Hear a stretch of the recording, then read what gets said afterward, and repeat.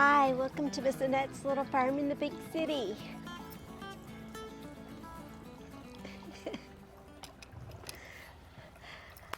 How are you? I hope you're doing well. It is a beautiful morning here. It's a little bit cooler. The temperature has been warm and hot and cold and cool and all kinds of every which way.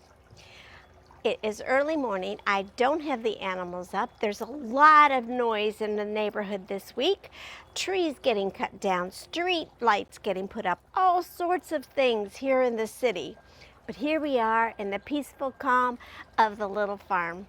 Today, we are going to spend some time talking about growing food and how I'm growing food here on the little farm. I have been really working hard on this, thinking about this, and I'm excited to share with you an update on everything that's growing here on the little farm. Let's go get the animals up.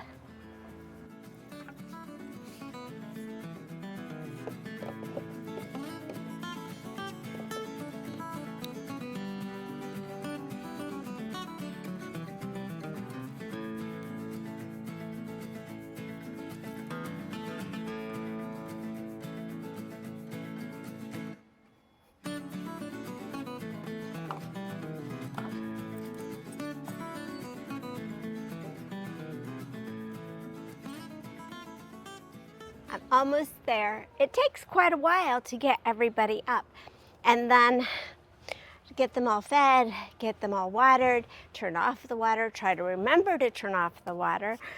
I need to get some more hay for Dulce, and then I'll let the chickens out because I got to sweep the barn. Lots to do around the little farm. While I'm doing this, I'll give you a Dulce update. I have contacted a rescue group, a farm animal sanctuary, to see if there were any small breed goats. Now, because of the size of the barn and that the barn is shared with the goats and the ducks on their side, I mean, we have the chickens on one side and the goat and ducks on the other side, so they share space. So I cannot house a large breed goat. So I did contact them asking if they had any small breed rescues that I could adopt. Of course, it is a process.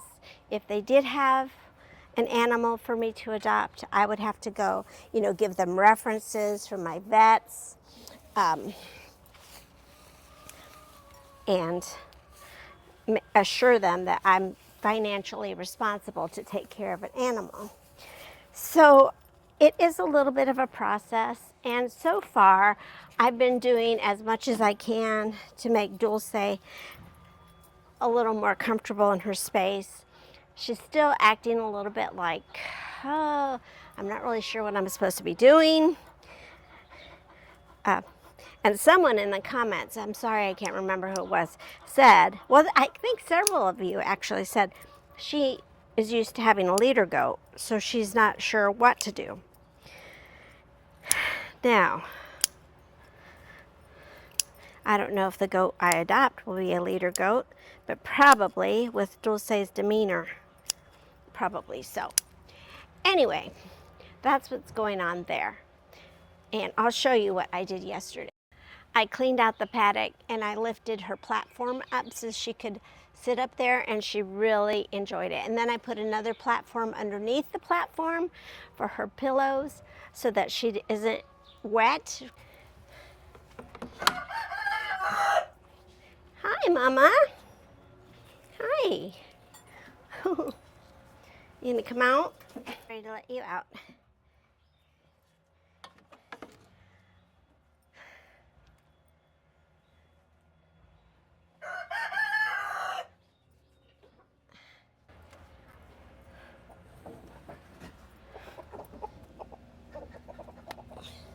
Release the Krakens. There they go.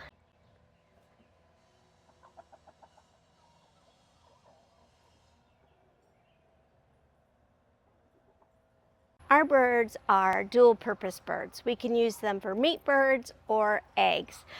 Unfortunately for us, we are soft-hearted homesteaders.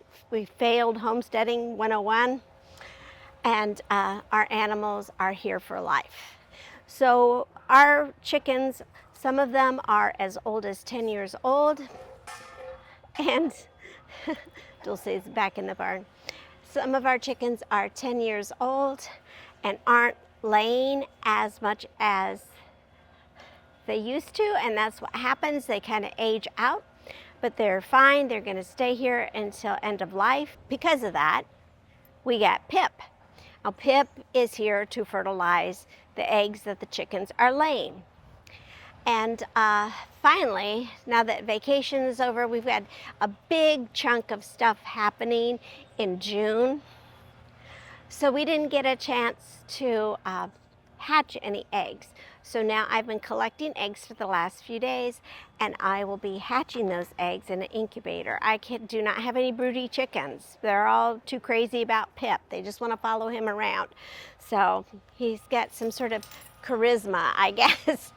Anyway, so I'll be doing that, and then we'll be getting some new chickens so that we can continue laying eggs. We have quite a variety of chickens, and Pip is an Easter egger. So I'm very excited to see what kind of mutts we'll get once we get our new chicks.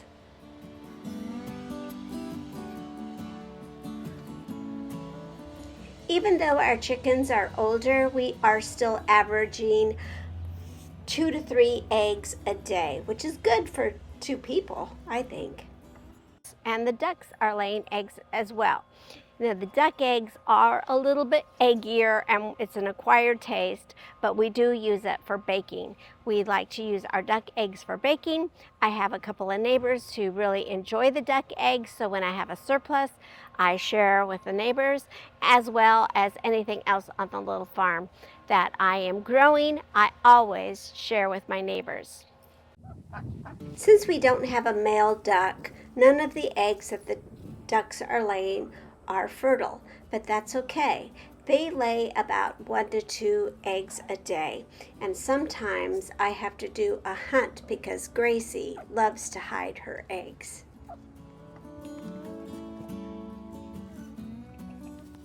There is another thing growing back here on the back end of our property, and that is our miniature orchard.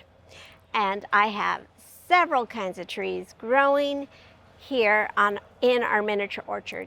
I am planning on the trees growing to be between 6 to 8 feet tall. I bought miniature varieties so that I don't have to have large trees to try to climb up or to maintain. So is it raining? So the miniature orchard is exactly that, in size and in capacity. I have 2 cherry trees, a necatop tree, a Chicago fig, and what was that tree I planted? Persimmon? And a persimmon tree. Wasn't that what? Oh, goodness. That's one thing that I talk about all the time, is trying to be resilient, because when you're growing your own food, there are going to be things that work out beautifully and things that are total disasters or didn't work out. You need to be resilient and just keep trying and finding something else, or learning from your mistakes and adjusting and adapting. When you're growing your own food, that's very important, to be resilient and flexible. Anyway, so this is what the fruit garden, or this is what the miniature orchard looks like.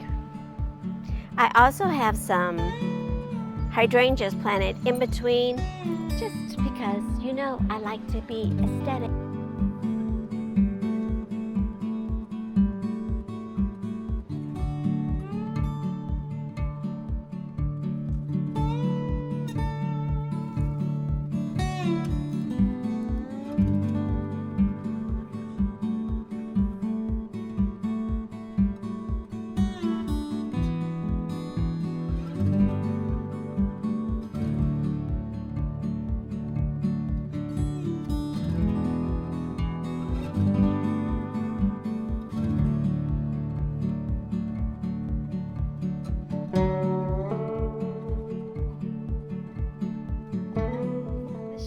garden is a beautiful place here on the little farm where you can sit and get some respite from the blaring sun. That summer sun can really blare down on you. And so now we have a nice cool spot for you to sit and rest and cool off. And it's one of the spots here on the little farm that wasn't producing food. So I decided to start growing mushrooms. It was very easy to do. It just took a little time and some logs. It's only been a few weeks, so I don't really see any growth yet. And I have to water it just like I would the rest of the garden. But now I am growing some mushrooms, and the shade garden is serving two purposes: shade and food.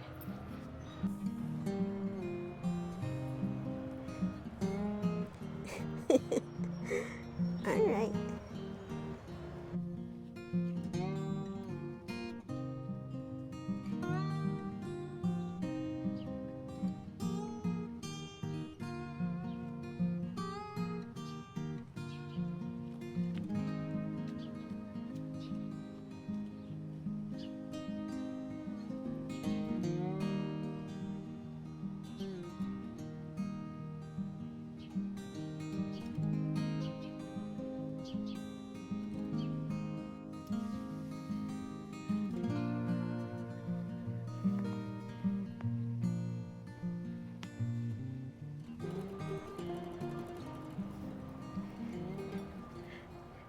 The tea garden is not exactly growing food per se, but it is growing tea. A while back, in the spring, I ordered a couple of tea plants, Camellia sinensis.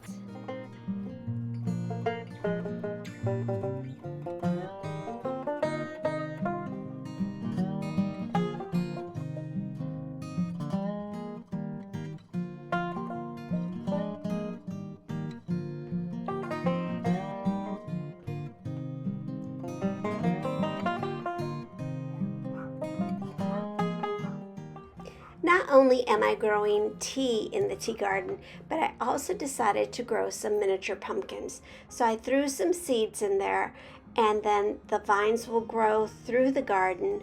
I've done this in a few years past, and I really enjoyed doing this.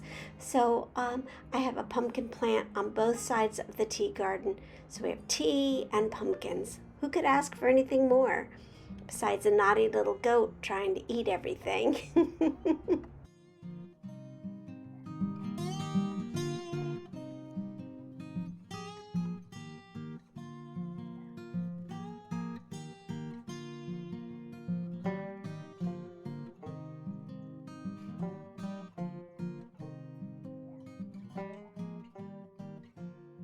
Now, I have done a lot with herbs this year.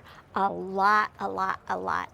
I planted my usual herb garden, but then I incorporated them over here by the greenhouse, and then I made my medicinal herb garden over there, which, come to find out, almost all herbs are medicinal one way or another, and herbs have a meaning. So it was a lot of fun to do. It's a lot of fun to learn, and I'm still learning a lot about herbs. It has been so much fun to do this. This was my project this year.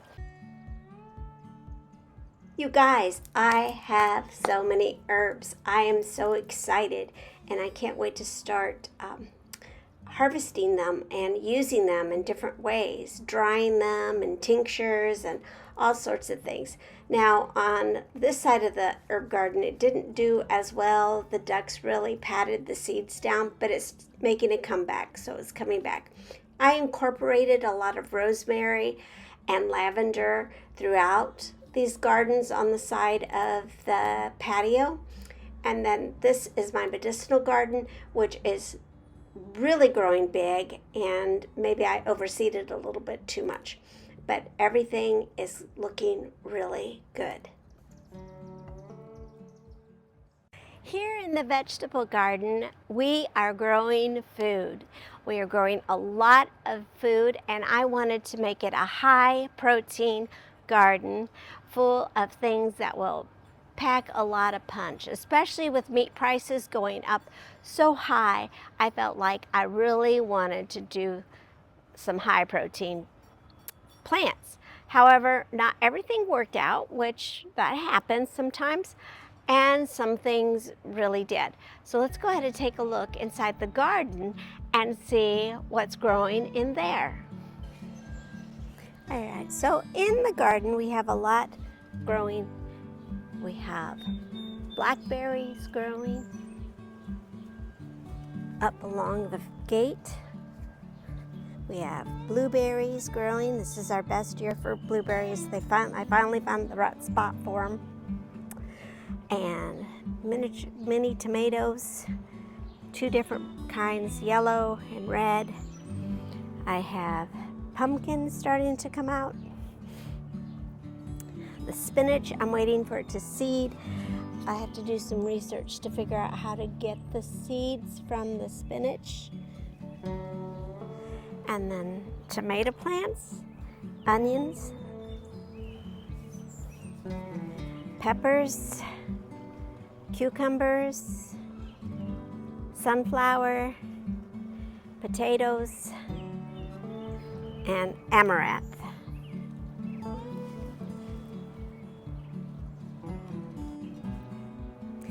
And in the garden we also have 2 beehives where the bees make the honey, and we harvest it, but we are very careful to make sure that the bees have what they need, and then we will take the rest. We never take more than what we need from the bees. We always put their survival above our want of honey. They work very hard for that.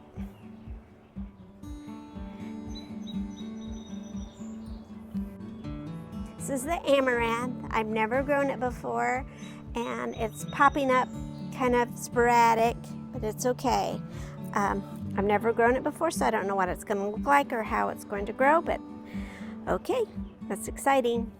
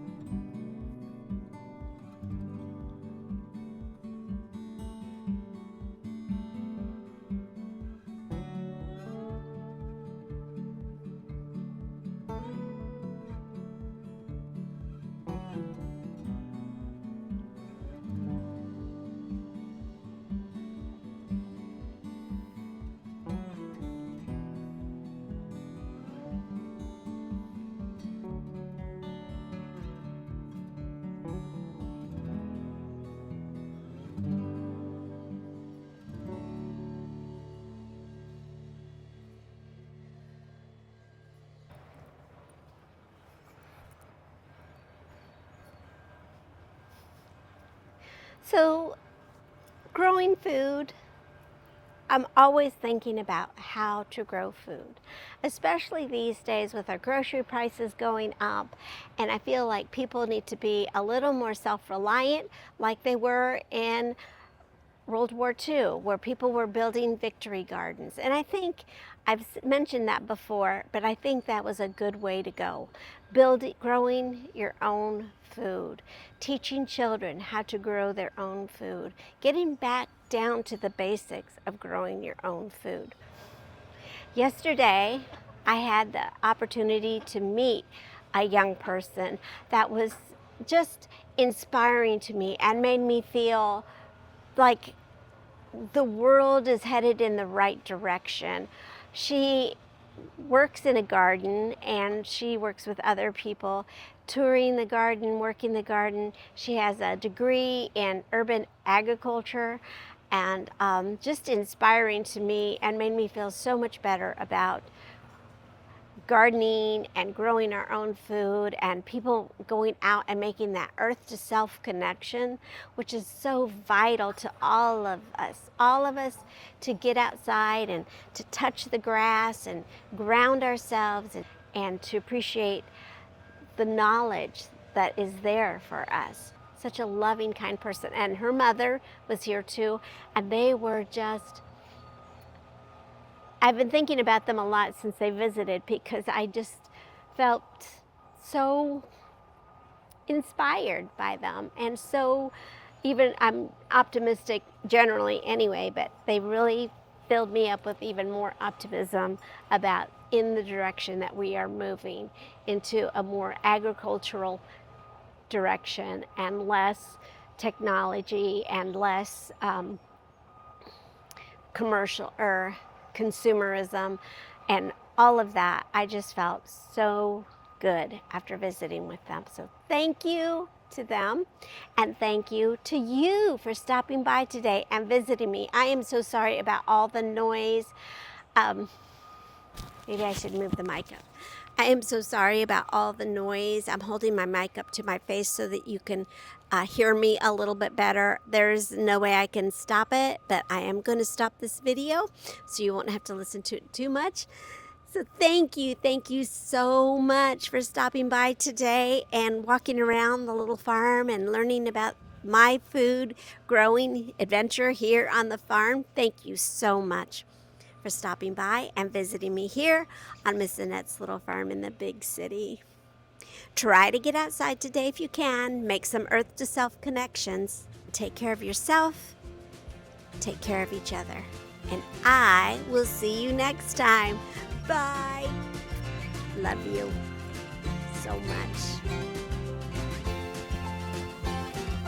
Little goatie, goat, you're a goatie.